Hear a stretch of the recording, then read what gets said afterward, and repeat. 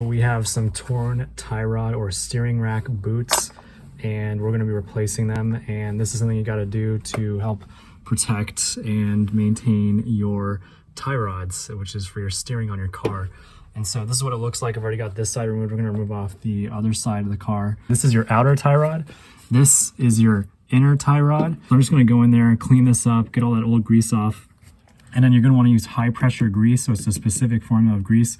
Gonna basically lube all this up, lube the shaft down there up, and turn the wheel. You're gonna get more of that shaft exposed down there, and basically just trying to clean this all up. And then the cool thing I'll say about corrosion, as painful as it is that it leaves a nice mark for where you need to go with your inner tie rod end. Alternatively, if you take pictures and you count the number of threads, you can try to minimize the chance that you're going to need to do an alignment after this. If you get this wrong, your wheel, when your car is pointing straight, can be a little bit outboard or inboard, which will cause premature tire wear. Here is the other side, and as you can see, we've also got a tear in this guy right there, which is unfortunate, but we are going to be replacing it.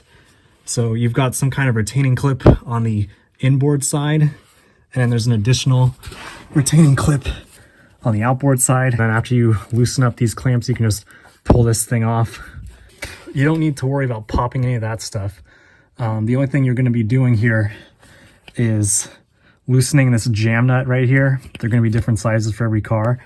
And then on the actual inner tie rod itself, you've got some places where a wrench will thread onto. So you'll put a wrench right there and a wrench right here. You'll break free this jam nut, and then you basically thread this guy out of your outer tie rod.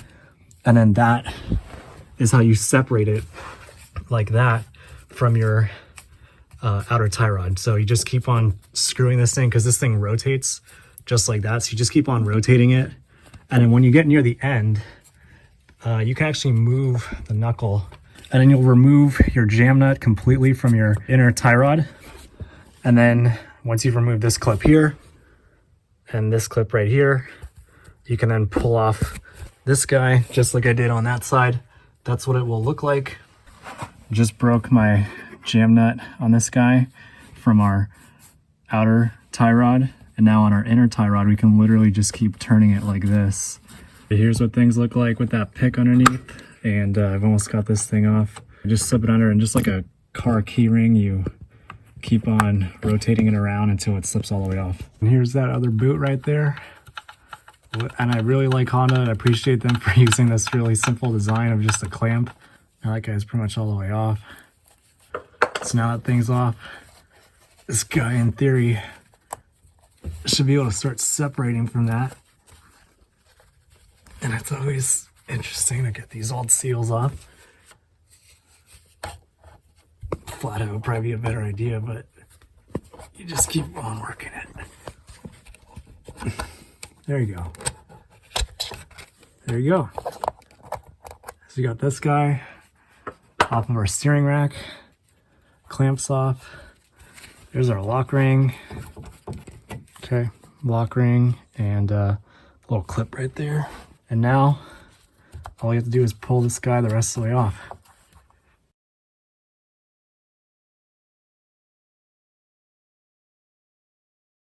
So that is our other boot. So now I'm just going to clean this up. Just got back from the parts store, got this guy. It is almost a near match except for this little breather hose right here, and I think that's for letting out pressure when this thing compresses like that. And I've also got right here some lithium grease, and according to this manufacturer, the lithium grease is for extreme pressure, so that should be good enough for what we're doing here. That is what it looks like now that I've cleaned up as much as I could. So now I'm gonna apply some of that lithium grease onto this shaft, and then you turn the wheel to the other side and it'll expose the other shaft. So you got this one clean too. But then basically what we're shooting for also, you can see it better on this guy, is in this ball joint right here. I'm just gonna pack in as much of the lithium grease as I can, that high pressure stuff, and then also just this rod here. I've got a bunch of the lithium grease on now, as far up and down that rod as I could get. So we're almost done here, except for one little thing, which isn't too little, which is actually the diameter of the opening for the steering rack on the driver's side of my car is actually wider than it is on the passenger side. So even though they're the same length, they are different diameters for the inboard side. And so because of that, even though I bought 2 of these boots, one of them is too small to fit around this guy. Apart from that, everything else is looking pretty good. I will say that grease gets over everything. And so if you're relying on grease or the markings on these threads of your inner tie rod, don't, because it's going to get dirty and I won't even know where the lock ring previously was. But I'm going to be actually doing a wheel alignment. I'm paying to have one done on this car anyway, so it's irrelevant. But at the same time, if you plan on trying to do this without doing a wheel alignment, then just be super careful to count how many threads there are. And yeah, so apart from all that, this is how you do it. I hope this video is helpful, and thank you all for watching.